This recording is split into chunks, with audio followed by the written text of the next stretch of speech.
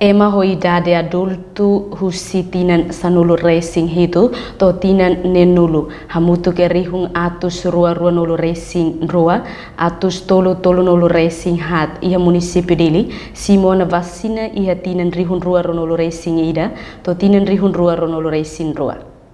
Diretora-Sau do município de Ilha Agostinha Segurado explica e da neva jornalista Cira foi participa avaliação risco corrupção aprovisionamento e a salão Hotel Timor Dili Loronem Fulanjunho Tinane.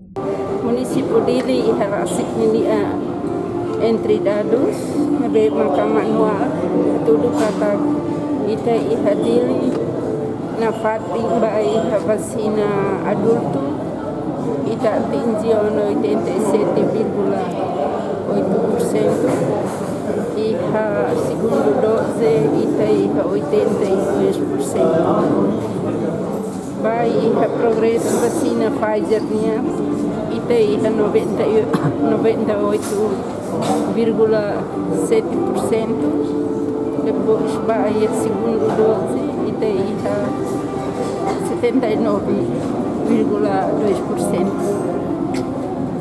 Haremos progresso cerné ita compara vai iha grupo alvo nebe maka iha tinang koto 2021 mai iha 2022 município Dili ita aumenta tang número nebe maka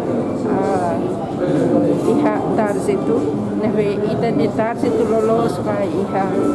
Diretora Nemos explica o primeiro dose e na segunda dose. Se há gaps por volta 22.000 população, mas se dá o que é vacina. Entretanto, vacina Pfizer vai dar o se não em rua, to se não em walo, o primeiro dose e na segunda dose. Se há ela processo no se vacina fila falei. Reportagem Ana Rosária, Televisão Timor Post.